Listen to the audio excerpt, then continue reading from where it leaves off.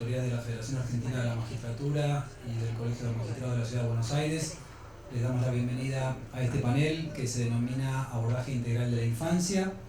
Tenemos el honor esta tarde de contar con 5 distinguidos panelistas, así que vamos a dar comienzo al primero de ellos.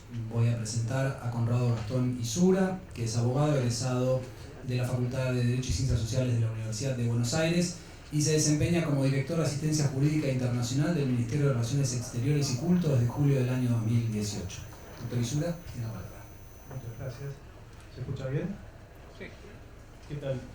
Buenas tardes a todos. Muchas gracias por la invitación, por este espacio para compartir con ustedes un poco nuestro quehacer cotidiano de la Dirección de Asistencia Jurídica Internacional. Es una dirección que depende de la Consejería Legal, funciona en el ámbito del Ministerio de Relaciones Exteriores y Culto. Nosotros, como dice la primer filmina, somos la autoridad central de aplicación de la mayoría de los convenios en materia de asistencia jurídica internacional. ¿Qué significa ser la autoridad central? Básicamente consiste en que nosotros recibimos todos los pedidos de asistencia jurídica que libran juzgados o fiscalías. Cuando me refiero a juzgados, son todos los juzgados de todas las jurisdicciones del país, de todos los fueros. Así que imagínense el caudal, el volumen de trabajo que tenemos es bastante importante, y así como recibimos los pedidos de nuestros juzgados, también recibimos los pedidos de autoridades centrales de países extranjeros. Les decía, somos la autoridad central de aplicación en prácticamente la totalidad de los convenios internacionales, a excepción del convenio de asistencia jurídica en materia penal con Estados Unidos, que la autoridad central es el Ministerio de Justicia. Dentro de la dirección funcionan 3 áreas. Una es la coordinación de restitución internacional de menores, que está a cargo de Fernanda Castelli, que va a exponer seguidamente. Otra es la coordinación en materia penal, que está a cargo de Yamila Tulain. Y además hay una coordinación en materia civil, mediante la cual tramitan todos los exhortos y pedidos de asistencia relacionados con materia civil, comercial y laboral. Dicho esto, más que nada agradecer, quedar a disposición de todos los aquí presentes en caso que luego quieran hacer alguna pregunta, quieren que profundicemos algún tema. Si tienen algún exhorto que está un poco demorado, me lo pueden hacer saber también. Realmente contamos con un plantel de 35 personas, de los cuales alrededor de 20 son profesionales del derecho, gente con muy buena preparación, con mucho compromiso, pero a veces eso no es suficiente, entonces es posible que se puedan advertir algunas demoras. Demoras que es algo, digamos, que lamentablemente se viene arrastrando desde hace un tiempo. Entiendo que la administración pública, nacional en este caso, no cuenta, o no contaba, mejor dicho, con las herramientas que nos permitan diligenciar estos pedidos de asistencia en un tiempo razonable. Con esto quiero decir que por ahí nos habíamos encontrado al momento de asumir con demoras de alrededor de un año y medio, no solamente atribuibles al rol de la autoridad central, porque nosotros recibimos un pedido y lo que hacemos es diligenciarlo, canalizarlo a otra autoridad, en este caso judicial o fiscal.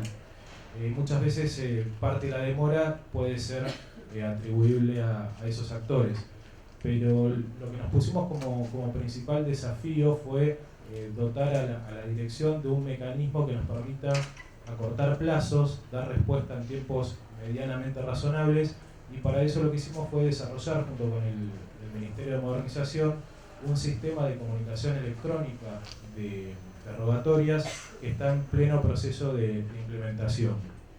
Esto es una parte digamos, que va a tender a facilitar, a agilizar los plazos, y además aprovecho este espacio para recordar la importancia de dar a conocer nuestro trabajo, que en muchos casos recibimos consultas de operadores judiciales o de abogados de la matrícula que se encuentran de repente a veces con una consulta de un cliente, y yo por lo menos, les soy honesto, en la facultad fue poco y nada lo que vi en materia de, no solo de derecho internacional público-privado, que son sí materias por ahí importantes, pero el trabajo cotidiano que se hace desde la Dirección de Asistencia Jurídica Internacional no está muy visibilizado. Entonces creo que es otro de los desafíos que debemos afrontar, el de dar a conocer nuestro trabajo y presentarnos como auxiliares, en este caso de los operadores judiciales y de los abogados de la matrícula.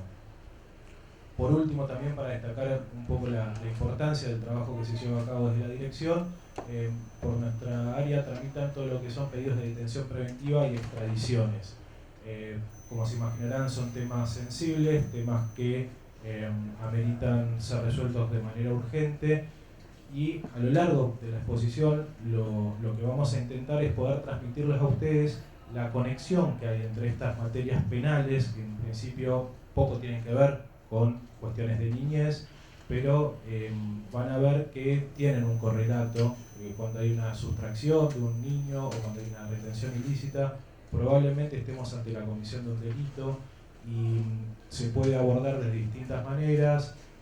Hacemos mucho hincapié en trabajar de manera coordinada con las distintas agencias del Estado, nacional o provincial o local, dependiendo de qué se trate. Trabajamos con fuerzas de seguridad, con Interpol, en lo que refiere a la localización de los niños. El CIFEU, Sistema Federal de Búsqueda de Personas del Ministerio de Seguridad, también ejerce una función que nos resulta de suma utilidad, más que nada al momento de localizar a algún niño que pudo haber sido sustraído. Bueno, creo que como palabras de introducción al quehacer de la dirección ya son más o menos suficientes, así que le cedo la palabra a la doctora Yamila Tulain, que es coordinadora en materia penal. Muchas gracias.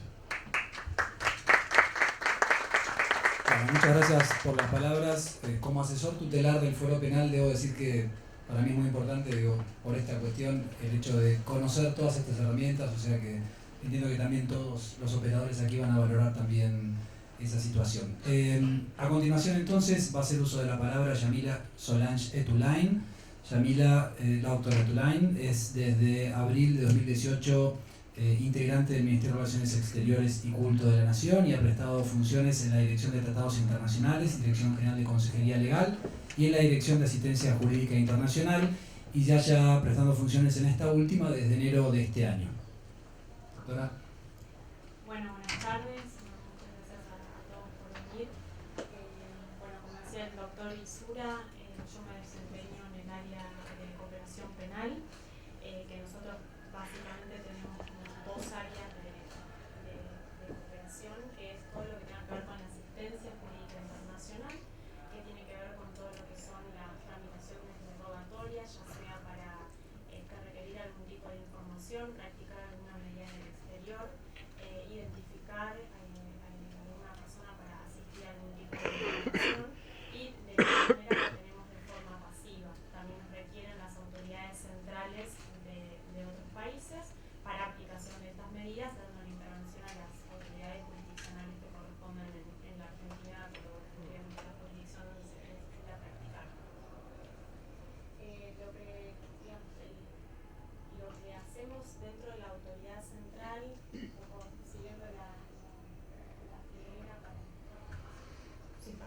siguiendo la filmina un poco para, ahí se escucha mejor, para un mayor orden, nosotros cumplimos un doble rol en la Cancillería, que somos autoridad central para este tipo de trámites y además somos la autoridad diplomática de la nación. Entonces esto es de una gran utilidad cuando tiene que ver con cuestiones de detención preventiva y extradición, porque eso sí se tramita por la vía diplomática. Entonces eso es lo que lleva a que nosotros tengamos como un doble rol, y toda la asistencia jurídica internacional, que sería la primera pata de la coordinación, se hace a través de autoridades centrales, porque así está designado por las convenciones, y digamos, todo lo que tenga que ver con pedidos de detención preventiva en el exterior o con que otros países nos pidan a nosotros y extradiciones se realiza por la vía diplomática. Esto nos ha sido de gran utilidad siempre porque logra tener una coordinación. Muchas de las causas se inician como pedidos de asistencia, pedidos de ubicación en un paradero y luego se convierten muchas veces en procesos de extradición. Nosotros, digamos, desde el aspecto penal, nosotros usualmente se nos aplican las convenciones internacionales que ha suscrito la Argentina, y también los tratados bilaterales que negociamos, también lo hace la dirección, negociamos y firmamos con distintos estados. En la mayoría de los casos, en lo que tiene que ver en materia penal, ha sido muy fructífero tener convenios con la mayoría de los países más cercanos, sobre todo los limítrofes, que es donde mayormente tienen lugar este tipo de delitos, y justamente si vamos al tema de sustracción internacional de menores, se da mayormente de sustracción a países limítrofes en primer medida y cercanos como una facilidad de paso. Y supletoriamente tenemos la ley 24.767, que es la ley de cooperación penal, que se aplica supletoriamente cuando hay una convención o un convenio bilateral, y cuando no lo hay con los países que no tenemos, la aplicamos en forma completa. Bueno, ahí lo que muestra la filmina, que también la podemos compartir si es de utilidad para ustedes. Hay un poco los ejemplos de lo que podrían ser medidas de asistencia en materia penal, y dentro de lo que serían las detenciones preventivas y las extradiciones, lo que les comentaba anteriormente, de utilización de la vía diplomática. Hay países que realizan detenciones por circulares circulares rojas emitidas por Interpol, y otros países que requieren que necesariamente se haga por la vía diplomática, y países que aceptan ambas.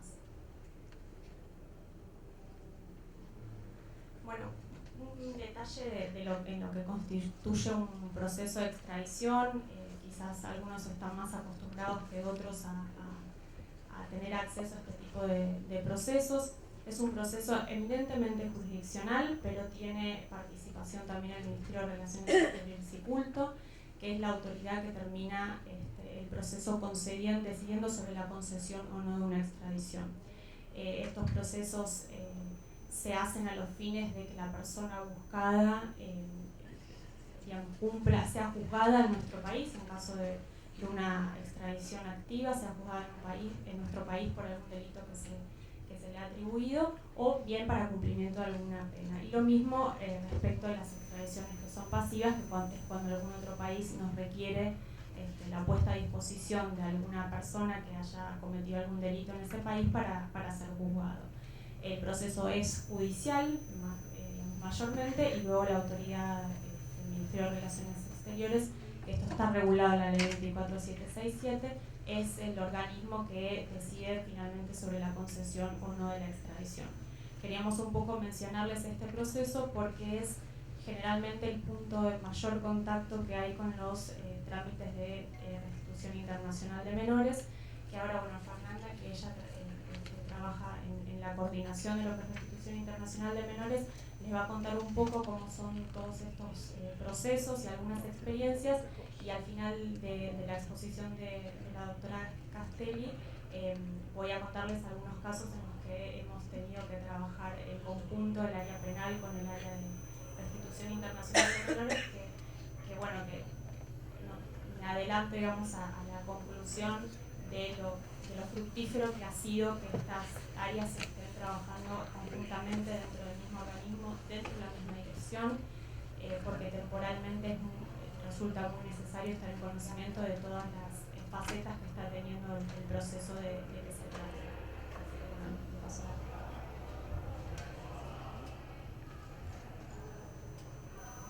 Bueno, pido un aplauso para la ponente. Muchas gracias.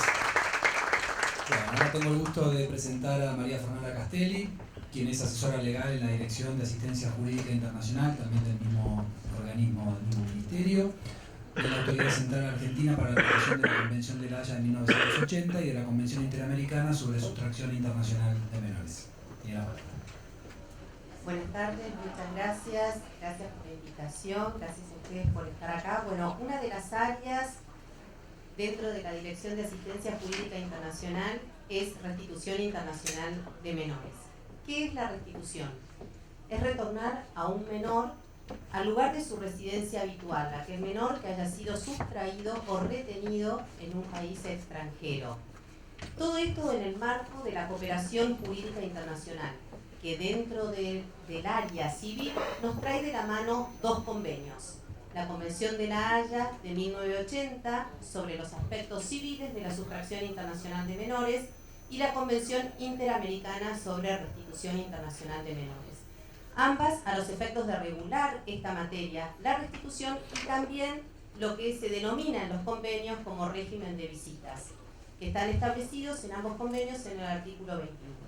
Estos tratados internacionales introducen la idea de la autoridad central y la ponen como fundamental, como aquel organismo que va a ser el facilitador de la tramitación de estos procesos. La Convención de La Haya, en el artículo 6, habla sobre la necesidad de la creación de una autoridad central y en el artículo 7 sobre las distintas funciones que tiene que tener esta autoridad central. Están divididas a través de los distintos incisos y podríamos decir que en líneas generales tiene que ver con la localización internacional, que nosotros la derivamos a través del Departamento de Interpol, de la Policía Federal y también a través del CIFEBU. Esto ya cuando interviene un juzgado que solicita la intervención del Sistema Federal de Búsqueda, que nos ha dado excelentes resultados en el último tiempo, inclusive la coordinación entre ellos han hecho que muchos casos que tenían un largo plazo en la búsqueda y localización de estos niños se haya podido lograr la localización por este trabajo conjunto que han hecho. La Convención Interamericana habla de las funciones de la autoridad central ya en una forma un poco más general, pero también habla de la necesidad de la creación de una autoridad central y las funciones que le establece son las de la colaboración y de la información. Ahora, ¿qué es una autoridad central? Es un organismo designado por cada Estado parte para dar cumplimiento a las obligaciones asumidas por ese Estado en un convenio en particular. En este caso, el Convenio de La Haya, que es el que nos trae acá, y la Convención Interamericana sobre Restitución Internacional de Menores. Pero podría ser algunos otros convenios, como han mencionado el tema de la cooperación tanto en materia penal o en materia civil, que puede ser notificación o prueba, y por eso la necesidad de que las tres áreas estén dentro de la dirección por su interacción permanente. La Autoridad Central Argentina va a tramitar aquellos casos tanto entrantes como salientes, y nosotros siempre decimos que tiene una función especial, que es la de la coordinación. La autoridad central va a ser aquella encargada de coordinar todos los participantes dentro de un proceso de restitución desde el inicio hasta el final, teniendo en cuenta como sujeto de las solicitudes de restitución al niño, niña o adolescente, pero también a los progenitores, ya que nosotros en nuestra oficina tenemos la posibilidad de recibir a aquellos progenitores, por supuesto muy angustiados por las situaciones que están atravesando, donde los casos en su mayoría son tan parecidos como distintos al mismo tiempo, ¿no? Pero es generalmente un papá que llegó de trabajar y que se encontró que en su casa faltaban sus hijos, la ropa, los juguetes. Muchas veces no saben ni siquiera dónde pueden estar. O una mamá que nos cuenta, el otro día vino una mamá con una valijita con un ratoncito que se venía desde México porque le había dado al papá la niña para que fuera a la plaza y nunca más habían vuelto. Y le habían dicho que estaba en la República Argentina. Así los recibimos nosotros en la Dirección de Asistencia Jurídica. Tenemos un lugar, una salita donde poder contenerlos y contarles cuál es el trámite que ellos pueden iniciar, que gracias a la aparición de estas figuras de la autoridad central y de estos tratados internacionales permite la solicitud a una autoridad central extranjera o cuando es a nivel local a través de los defensores o un abogado particular del inicio de un procedimiento a través de un formulario que la persona puede completar con documentación complementaria mínima para poder dar inicio a este tipo de trámites. La autoridad central va a seguir coordinando todo ese procedimiento y va a tener contacto con Interpol, por supuesto en el caso que no esté localizado, CIFEBU. Cuando sabemos dónde, podemos remitir el pedido a la autoridad central extranjera o también lo recibimos de la autoridad central extranjera. Y con lo que son defensores, abogados particulares y por supuesto el juez, el director del proceso, quien en definitiva tiene que tomar la decisión sobre la restitución internacional o no de un niño, niña o adolescente. Y en este caso, la Convención de La Haya y la Interamericana introduce una figura muy innovadora que nos ha facilitado muchísimo en la práctica la resolución de los casos, que es el juez de la Red Internacional de La Haya. Es una jueza, en este caso la doctora Tagle, y ella ha armado una red de jueces locales en cada una de las provincias que están trabajando permanentemente y coordinadamente en los casos de restitución, pudiéndoles bajar la información a los jueces locales en lo que requiere y apoyándolos en esta difícil tarea de lograr una solución en un tema de restitución internacional, aportándoles documentación extranjera cuando sea necesario, trabajando mucho en lo que es la ejecución de estas sentencias que no son nada fáciles, las comentábamos un poco, pero lo que es llevar un niño a Ezeiza que no quiere volver, entregárselo a un progenitor que hace mucho tiempo que no ve. Como para poder concluir, un poco bajarlo a lo concreto, comentarles, por ejemplo, algunos de los casos que hemos resuelto últimamente. Se trataba de un niño que con apenas 2 años y pico, la mamá argentina, papá uruguayo, pero vivían en los Estados Unidos. La residencia habitual del menor era en los Estados Unidos. La mamá se lo trae para la República Argentina, 5 años Interpol lo estuvo buscando. Al niño le habían cambiado el nombre, habían simulado un parto domiciliario y le habían dicho que su papá era un gran hombre, pero que se había muerto.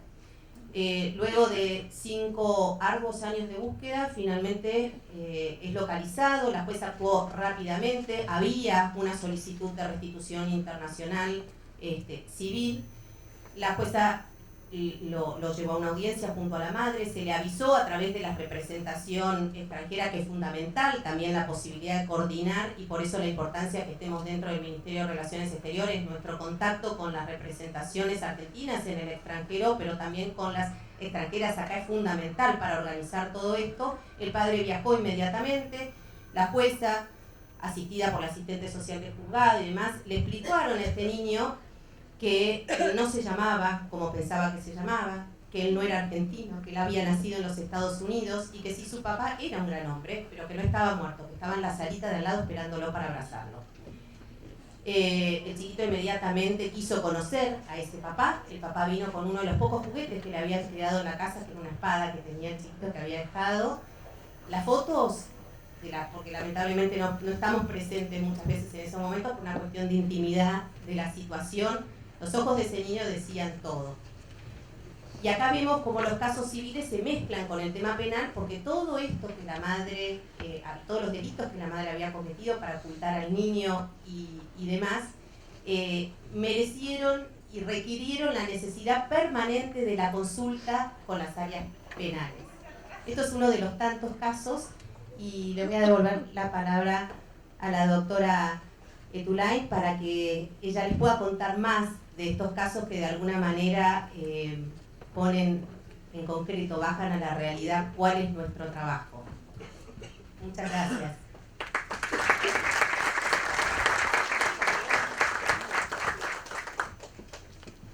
Bueno, solamente hacer unos comentarios, así, 2 o 3 casos en los cuales el aspecto penal ha hecho que el pedido de la restitución del menor, si bien no es la restitución del menor en sí, pero ha hecho efectiva la localización del menor en la mayoría de los casos, tiene que ver con que hay padres, y esto, como repito, ha resultado efectivo, que no inician solamente un proceso de restitución, sino que también hacen la denuncia penal. Generalmente se procesan como delitos de sustracción a menor de 10 años, en algunos casos como delitos de impedimento de contacto, y bueno, en algunos casos lamentablemente también está combinado con situaciones de abuso sexual o de corrupción de menores, pornografía infantil. Solamente contarles, digamos, 2 o 3 casos muy por arriba, también por cuestiones de tiempo, pero bueno, digamos, hay un caso de una menor que, digamos, la madre tenía ciertas cuestiones psiquiátricas, de atendimiento psiquiátrico, que en reiteradas oportunidades se había ausentado del hogar, yendo generalmente a Paraguay, donde tenía familiares. Dentro de lo que era el marco del proceso de restitución internacional del menor, el padre pudo viajar en más de una oportunidad a Paraguay, llegaban a algún tipo de arreglo privado entre ellos, volvían a la Argentina, volvía a ocurrir la misma situación. En esa situación el padre, asesorado con asistencia letrada, decide iniciar un proceso penal y se le inicia un proceso de sustracción de menor, se genera un pedido de detención preventiva al Paraguay con posterior miras en una posterior extradición para juzgar a la madre por el delito en Argentina, con el problema que ocurre la mayor parte de las veces con Paraguay específicamente, es que no se considera que el delito de sustracción de menores esté configurado cuando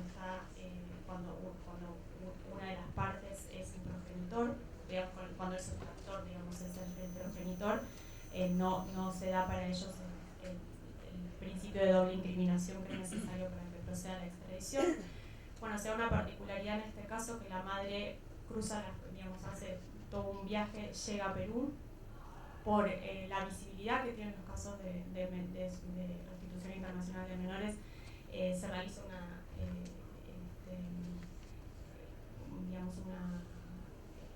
no recuerdo una conferencia de prensa, empieza a trascender el caso y bueno, detectan que esta persona estaba en un hotel en Perú, en Lima, y digamos, se obtiene esta información y entonces la madre es detenida en virtud de que hay una circular roja de Interpol, que no necesariamente significa que eso no aplica sobre la restitución del menor, pero sí aplica sobre la posibilidad de detener a la persona en virtud de este proceso judicial penal. En este caso, bueno, el menor fue repatriado. Y después, bueno, sumarles un caso más para no complicar. Otro caso más de una menor que fue sustraída por el padre, que hizo un camino por varios países hasta llegar a Malasia. En Malasia se localizó mediante un proceso penal de sustracción internacional de menores, sustracción internacional a menor de 10 años. Se pudieron hacer varias averiguaciones a través de Interpol respecto de dónde se habían conectado a redes sociales, al Gmail, y se pudo dar con el paradero de esta gente justamente porque esta gente porque también estaba acompañado con familiares, porque justamente había una circular roja de Interpol para detener a la persona. Y bueno, en este caso en particular, como también habían ingresado a Malasia de forma, ilegítima de alguna manera, también tenían algunas cuestiones migratorias y bueno, se las detuvo y fueron expulsados a la Argentina, con lo cual también se logró de esta manera la restitución del menor. Someramente para presentarles algunos ejemplos de cómo la colaboración de lo que es el proceso penal ayuda, no es lo que produce la restitución del menor en sí, pero ayuda a la localización del menor, la ubicación del paradero y la detención de los adultos, que es lo que termina de alguna manera provocando el repatrio del menor a la Argentina.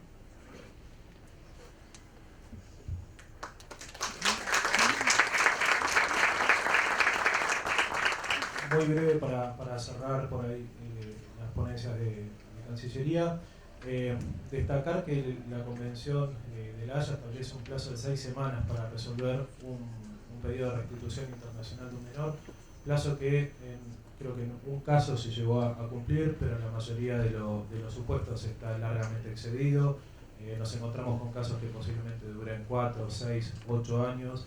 Imagínense que de esa manera el centro de vida del menor de edad a ser restituido ya se modificó y ahí nos encontramos con otra serie de inconvenientes que tornan de difícil ejecución, posiblemente una sentencia que ordene esa restitución, pero ahí tenemos que empezar a tratar de analizar medidas de revinculación que tornan mucho más complejo el caso.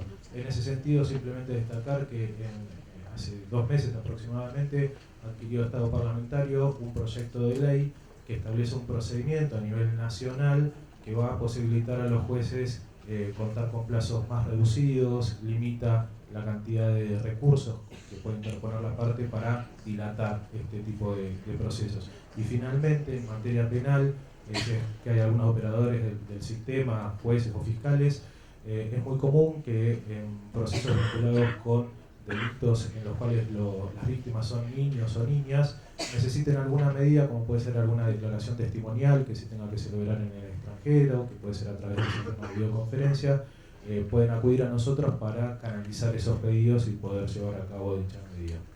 Ya está. Muchas gracias por su atención. Bueno, muchas gracias a los tres por la presentación. A continuación presento a Carlos Parma, quien es doctor en Derecho por la Universidad Nacional de La Matanza, bueno, profesor titular, capacitador de magistrados tanto en Argentina como en el extranjero, y quien se desempeña como juez de Cámara de segunda instancia en lo penal de menores de Mendoza, por concurso y juez del Tribunal de Apelaciones de Mendoza. Doctor, tiene la palabra. Tengan ustedes muy buenas tardes. Un mundo mejor es posible y el derecho penal tiene mucho que ver con ese mundo mejor. El menor no es un problema menor. Es indudable que sufrimos con mucha angustia la desnutrición infantil, el maltrato intrafamiliar, la droga temprana, la hipoculturización, la deserción escolar, la violencia intrafamiliar, el grupo de pares negativos, toda esa conjunción que hace que nuestros juzgados y todo el sistema penal juvenil se encuentre verdaderamente hacinado. No es un dato menor, no es una simpleza que estoy comentando. Es realmente angustiante y lacerante ver cómo muchos niños a veces se reinterpretan a sí mismos como que están condenados a vivir. Sartre solía decir que el hombre estaba condenado a vivir, no a morir. En esta angustia, precisamente, es la que trabajamos día a día, codo a codo, jueces penales, fiscales penales y sobre todo los defensores. Quisiera centralmente aludir a que esta bitácora de vida debe ser muy valorada precisamente por cada uno de los operadores. Todos, no sé si el chico puede pasarla o alguien, o puedo yo. Bien, entonces hay dos cosas que no manejo, que es la tecnología y mi señora, son dos temas que me han tenido siempre manejar. Son ya 38, 39 matrimonios, así que, bueno, en definitiva todos conocemos esta grave angustia o este tránsito, pero también hay que decir que el Estado hace muchos años que ha decidido suicidarse. En materia de prevención, el Estado nunca supo dónde ir. Y al menos de lo que yo recuerdo sería muy injusto adjudicarle o imputarle a este Estado que no sabe a dónde ir. Porque ya el primero que no supo dónde ir, ni yo me acuerdo, que tengo muchos años. Es decir, que esta máxima que ya estaba en el oráculo de Delfos, que cuando uno no sabe a dónde ir, todos los vientos son malos. Y esto es un poco lo que le ha pasado también a este Estado, que no sabe a dónde ir. No sé si puedes pasar la imagen. Entonces, en definitiva, todos conocemos la solución.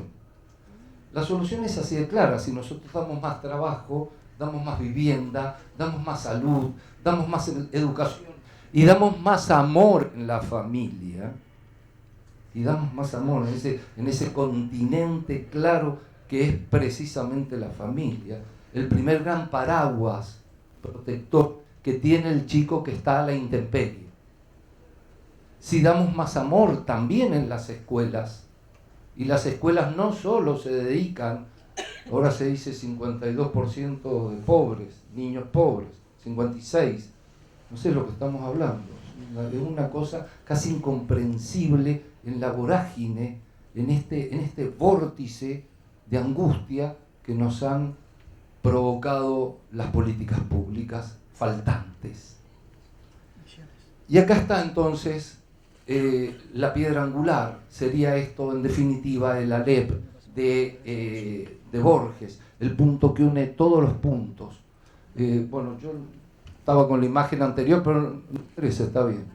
Hay dos cosas que no manejo, tampoco. La tecnología es una de ellas.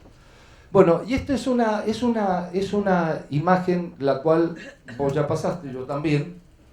Es para reflexionar, bien, o sea, hablamos los jurados, vamos a ver los jurados, aquellos que condenaron a Sócrates y que alguna vez llevaron a otras personas muy importantes fue casi dantesco escuchar cómo una persona defendía al jurado y citaba el caso de O.J. Simpson, precisamente fue una burla al jurado.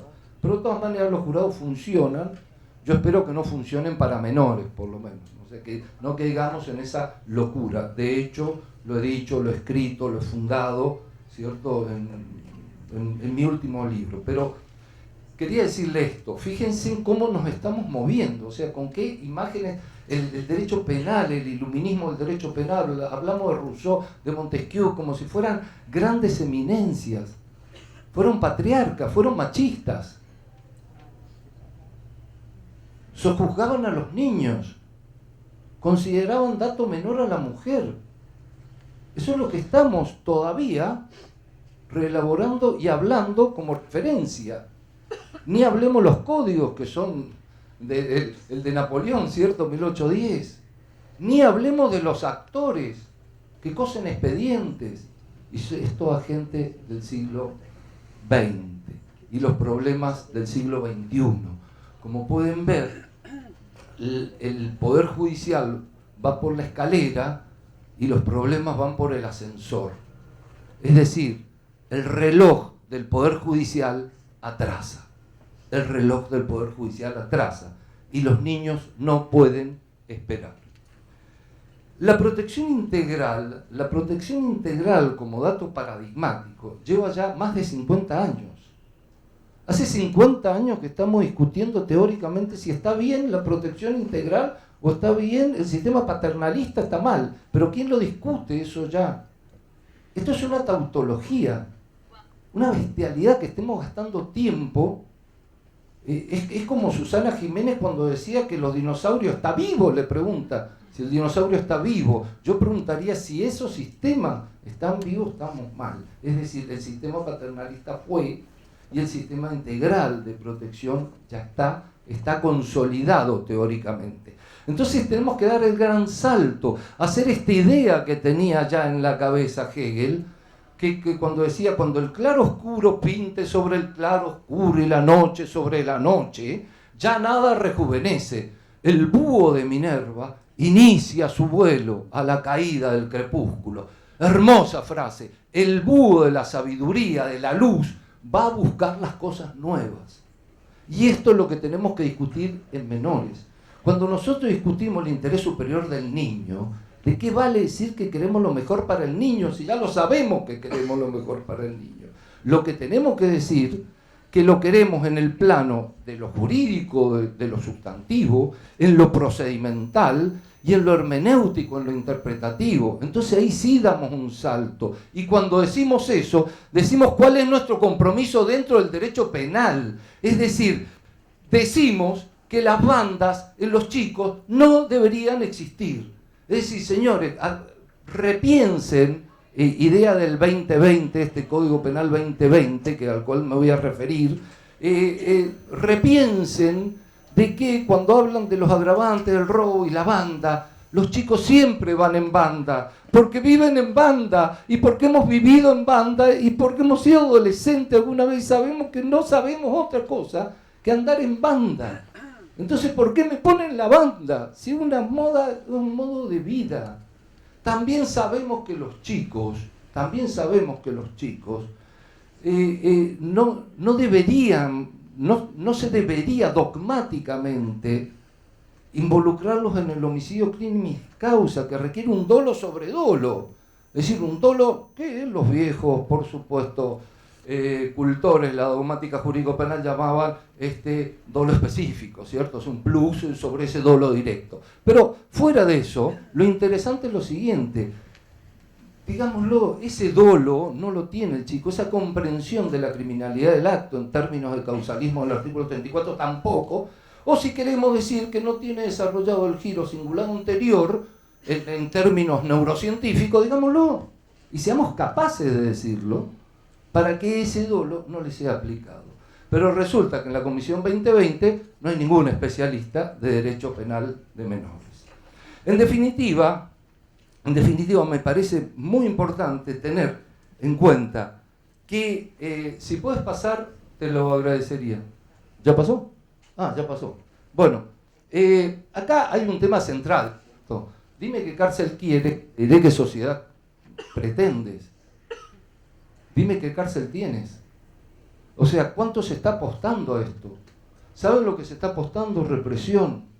Se está apostando punición. Vamos, es decir, ¿qué es lo que se pretende bajando la edad de la inimputabilidad? ¿Terminar con los delincuentes o terminar con los niños? Esa sería la pregunta. ¿Hasta dónde la van a bajar? ¿Acaso tendremos que ponerle barrotes a los peloteros para la próxima vez, para el próximo gobierno que venga? Estas son las preguntas decisivas, sustanciales. Acá, en esta idea de von Lis, es del año 1900. Esta idea es del Código 2020, el artículo 10. Que poco hemos evolucionado. No sé si puedes pasar la otra imagen. Y ya para referirme, no sé cómo debo andar en tiempo, pero supongo que... Pero yo no la vi a la amarilla, pero ya la tengo. Yo nací con la amarilla. Pasemos una más, gracias. A lo que quisiera poner foco es algo que yo llamo de hipocresías y de fracasos. Acá vivimos consustanciados en la problemática de la hipocresía. Voy a definir a la hipocresía de esta manera, porque tiene varias definiciones. Es el fuerte con el débil y el débil con el fuerte. Y acá han sido fuertes con el derecho penal de menores. Es decir, el derecho de menores siempre ocupa el patio de atrás. El derecho de menores, si uno va y lo busca en un poder judicial, hablábamos con Ramón Bogado, uno lo busca en el subsuelo o en la terraza, ¿cierto? Tiene que estar afuera. Y si no, está fuera del edificio, como en Mendoza. Es decir, todo afuera. Es decir, out.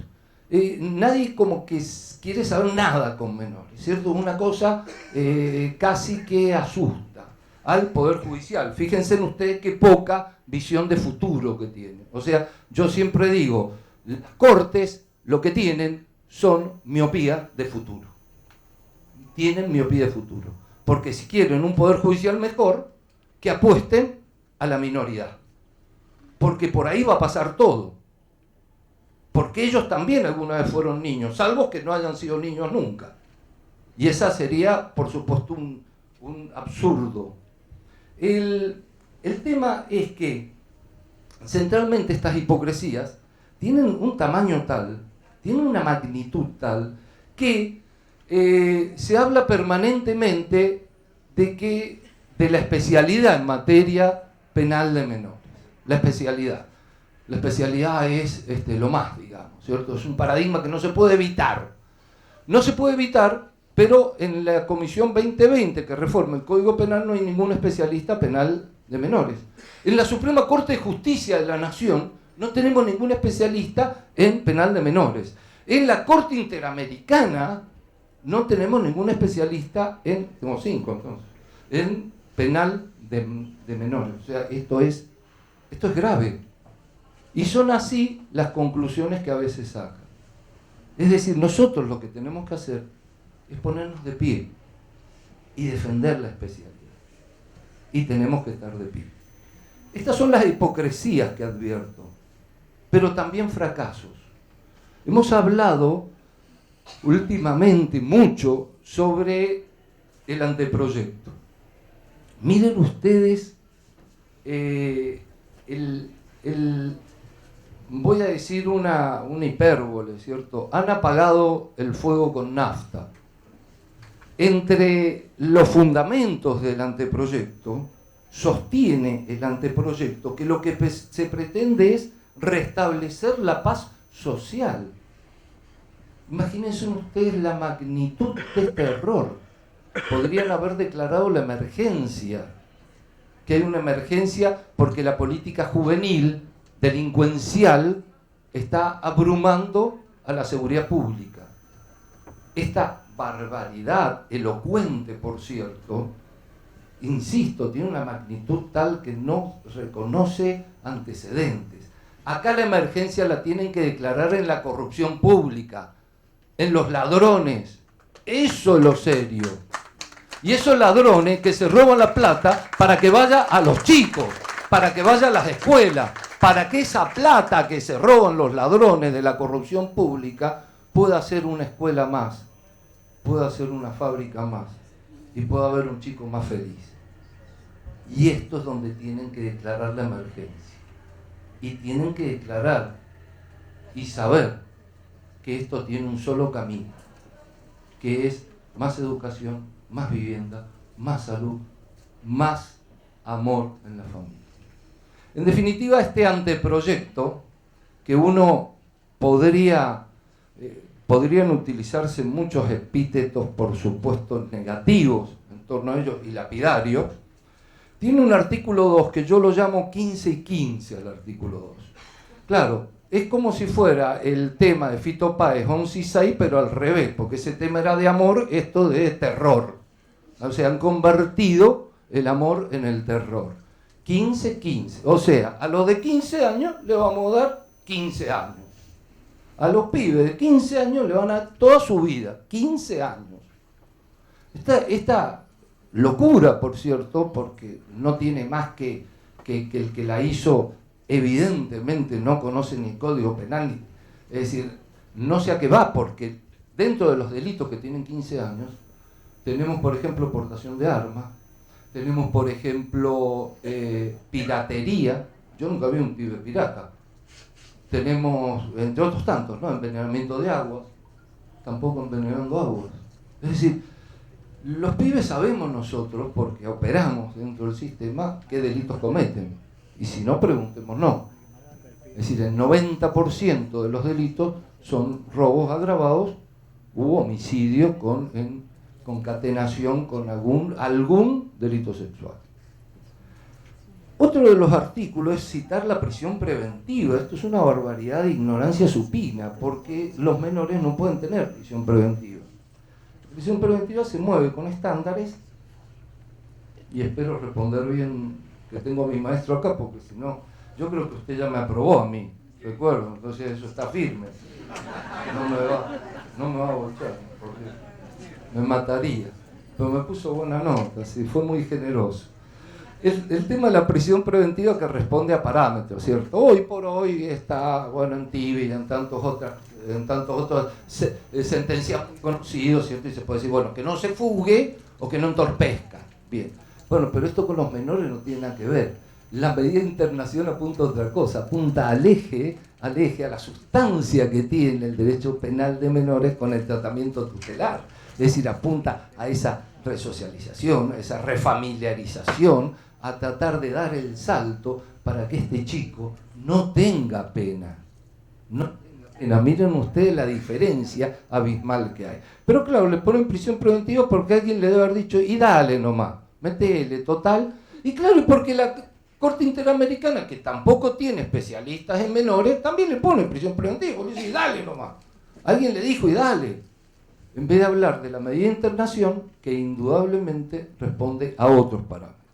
También el artículo 24 restringe la suspensión de juicio de prueba, y en el artículo 84, para no abrumarlos y porque ya se me viene la roja, la estoy como presintiendo, en el artículo 84 le da 3 años al juez para que lo lleve a proceso al chico.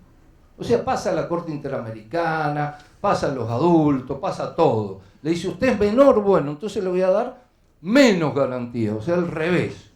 Le voy a dar 3 años para que usted lo tenga ahí en proceso a este chico. Esto es, y no otro precisamente el anteproyecto, que, por supuesto, nació muerto, está destinado al fracaso. Por eso llamo a este final de los 5 minutos de hipocresías y de fracasos.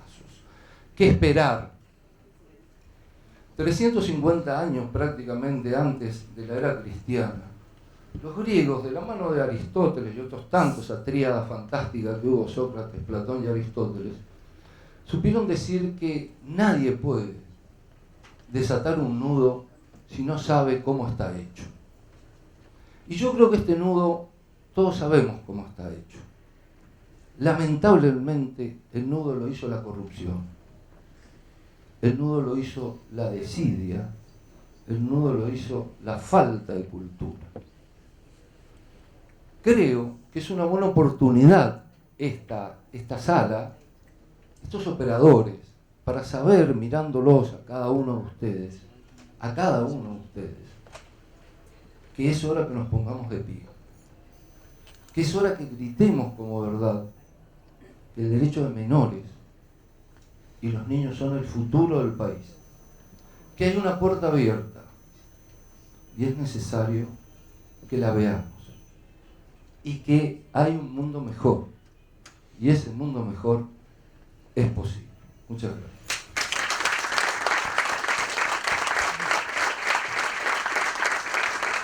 Muchas gracias, doctor Parma, por sus palabras. A continuación, le cedo la palabra a Marcelo José Molina, quien además de una extensa trayectoria docente, es juez de la Sala Tercera de la Cámara de Apelaciones en lo Civil y Comercial de Rosario. Él se presenta como juez de familia, según me manifestó, y a su vez ha sido representante del Poder Judicial en el Consejo Provincial de Niñas, Niños y Adolescentes de Santa Fe. Tiene la palabra. Bueno, buenas tardes, muchas gracias, especialmente a la Federación Argentina de Magistrados por la invitación y al Comité Académico por haber incluido un panel exclusivo de niñez. Me parece que es un enorme avance. De la mesa creo que quedamos 2 civilistas nada más. Los demás bien una perspectiva más bien penal, ¿sí? Y bien, hace unos días en Rosario me invitaron a dar una conferencia, una charla en un programa de cable muy lindo, muy breve, que dura 15 minutos y que se llama El Último Salva a Todos. Y El Último Salva a Todos se relaciona con el juego de las escondidas. Y la imagen que se me vino es el patronato jugando las escondidas entre todos nosotros. Vos decías recién 50 años, bueno, por la Convención Internacional como derecho positivo 30 y pico de años, y sin embargo el patronato está con nosotros muy vivo y muy escondiéndose sin que tengamos al último que nos habla, porque el último somos nosotros. Y como nosotros llevamos el patronato en el medio de la columna, en la columna vertebral, pensamos en patronato y reflexionamos en protección integral, cuesta mucho desandarlo. Un poquito el micrófono, perfecto. Cuesta sacar el patronato de donde estamos, está en todos lados. Está hasta en las palabras, fíjate, la palabra menores, ¿no? En penal se usan menores, cuando nosotros en civil usamos niños, porque menores ni siquiera no son jueces de personas menores, son jueces de menores, o sea, ahí también tenemos el patronato dando vuelta por todos lados.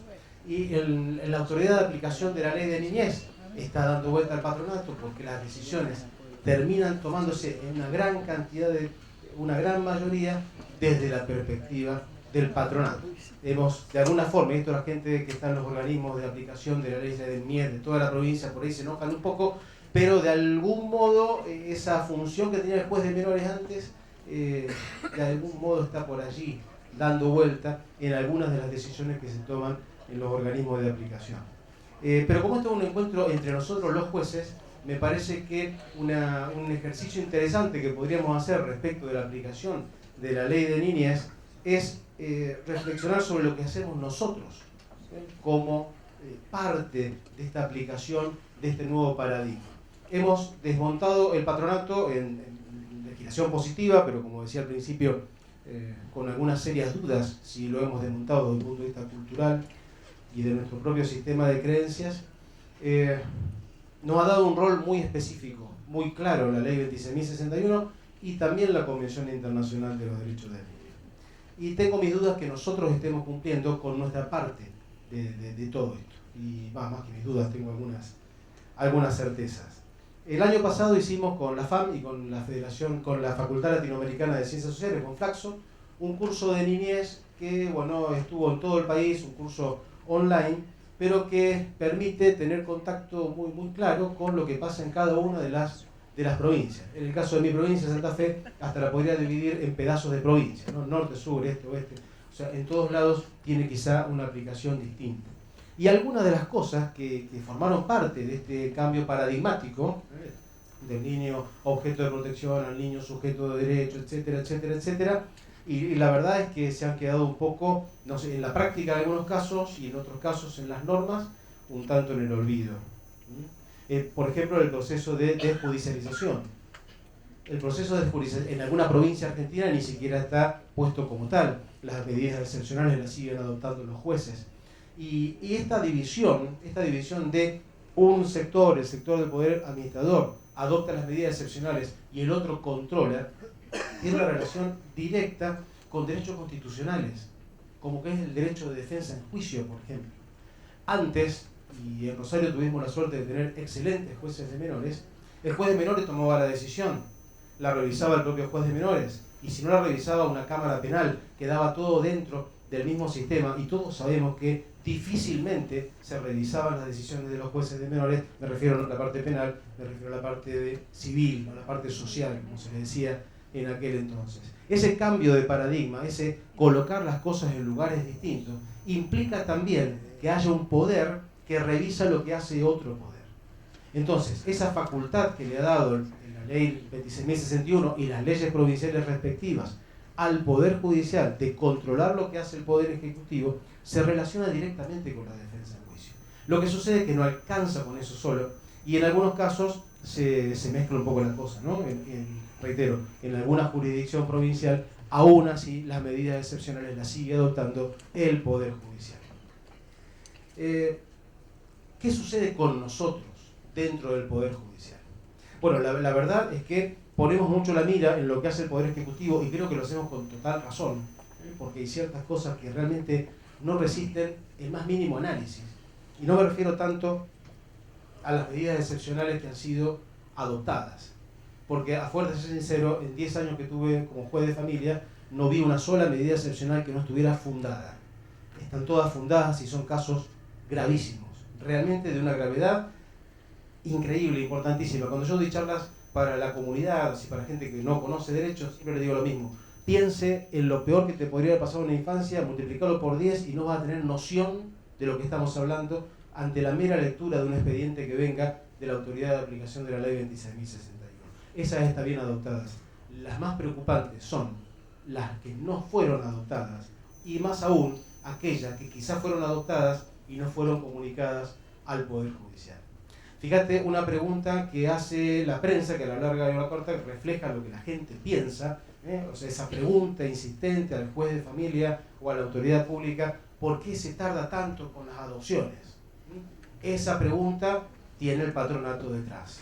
Esa pregunta está plagada y llena de patronato. No se está preguntando por el tiempo del pibe que está esperando en su casa, con derechos extremadamente vulnerados, cuando la maestra ya detectó que le estaban vulnerando los derechos, y esa maestra se lo comunicó a otra maestra y quizás a una vicedirectora. La vicedirectora lo habló con la directora habló con el Ministerio de Educación, el Ministerio de Educación, y hasta que llegó la Dirección de Niñez o la Secretaría de Niñez, el que sea, y algunos de ellos dicen: no, en realidad acá no pasa absolutamente nada, y vuelve todo para atrás, y ese pibe sigue esperando. Por la espera de ese pibe nadie se pregunta.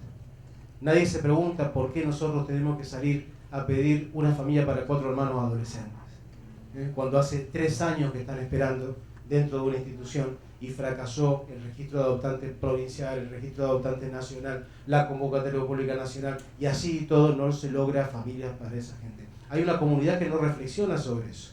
Lo único que reflexiona es decir, cómo a esta persona que tiene que ser padre y quiere ser padre, no lo dejan.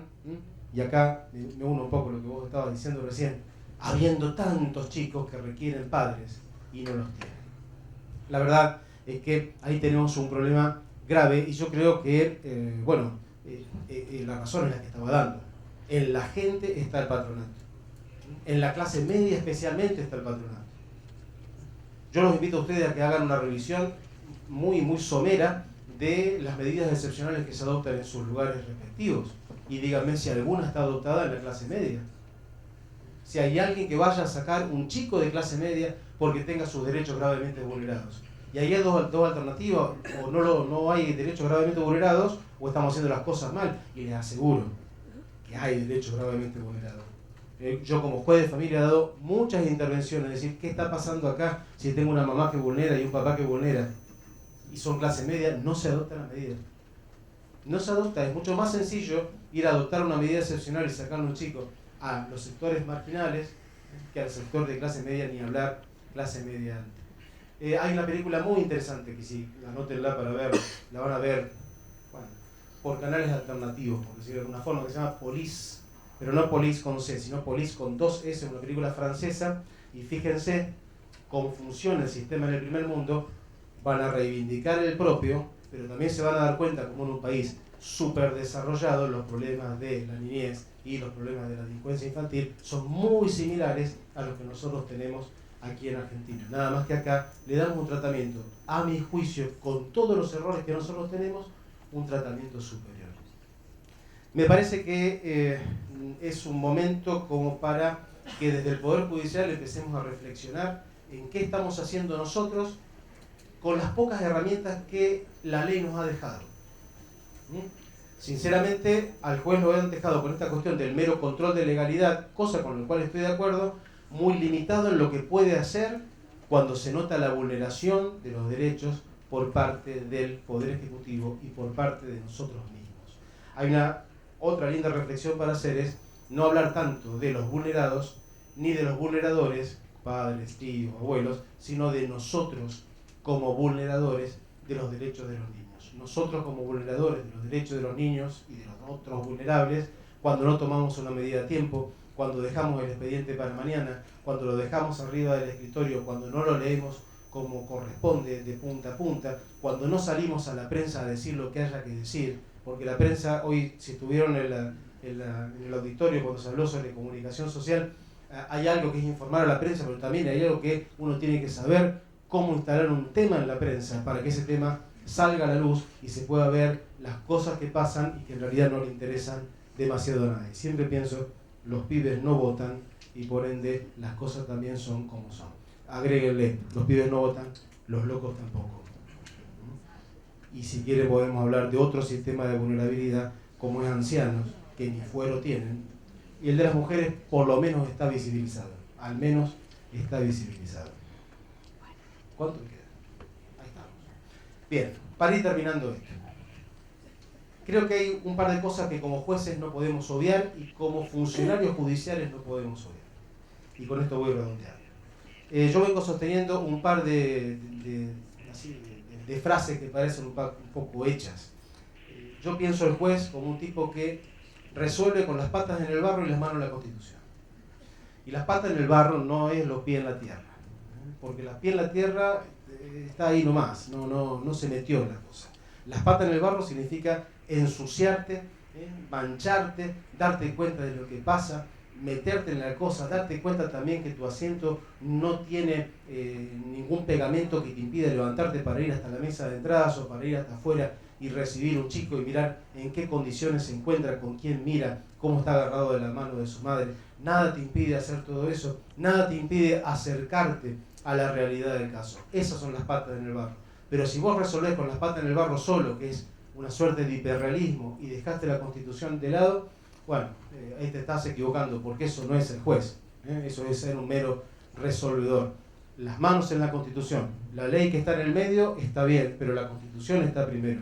¿Qué me van a venir a decir si hay una familia que hace 4 o 5 años, sin haber cometido ningún delito, y porque nuestro país es muy distinto en distintos lugares, no todo se piensa desde acá, ni todas las realidades son como son las de acá?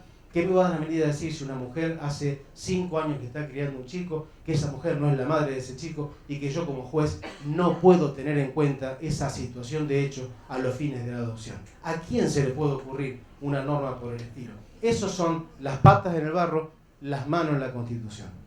Finalmente, yo creo que es más sencillo criticarse no pensando que uno sabe, sino pensando que uno no sabe. Si nosotros pensamos y empezamos a hurgar sobre lo que, a ver, pongámoslo así, sobre aquello que sabemos que no son.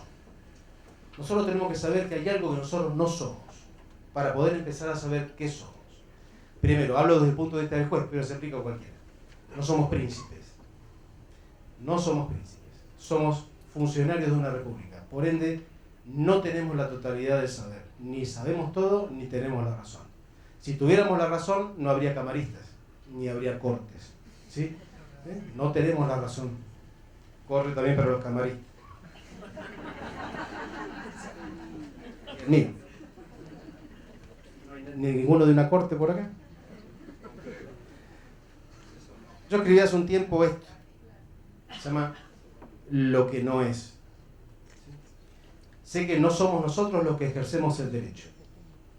¿Viste ese verso de que el abogado ejerce el derecho? No, no es cierto. El derecho lo ejercen ellos, los que están en la puerta. Esos son los que ejercen el derecho. Sé que poner en acto el ejercicio del derecho de otro no es proponer un silogismo ni resolver cuán silogismo. Sé que poner en acto el ejercicio del derecho de otro no es una declamación de convenciones, constituciones, códigos o grandes letras, palabras o frases. No hay una sola letra de la Convención Internacional de los Derechos del Niño que valga por sí misma, menos aún del Código Civil y Comercial ni de la Ley 26.061. Sirve en tanto y en cuanto haya un otro. Si no hay otro, no hay derecho.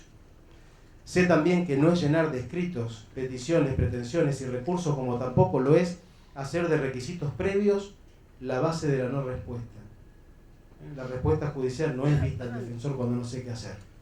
La respuesta judicial no es estés en la foja 46, ni tampoco téngase presente o cosas por el estilo.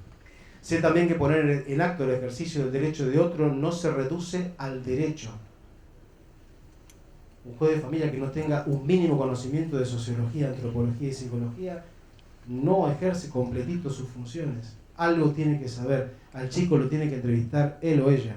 A la niña la tiene que entrevistar él o ella. Y el psicólogo ayuda aparte. Pero vos tenés que estar preparado para eso.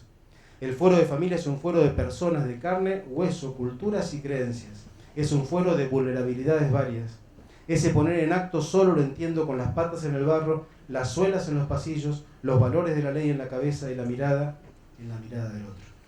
Todas las letras de nuestras frases, de todos nuestros libros y de todos nuestros textos solo valen si hay otro. Si no lo hay, solo quedamos nosotros, que precisamente no somos los que ejercemos los derechos. Muchas gracias. Muchas gracias a todos los expositores, mucho para trabajar y mucho para pensar también sobre todo. Los invitamos a la próxima actividad y bueno, muchas gracias por haber participado también con su presencia.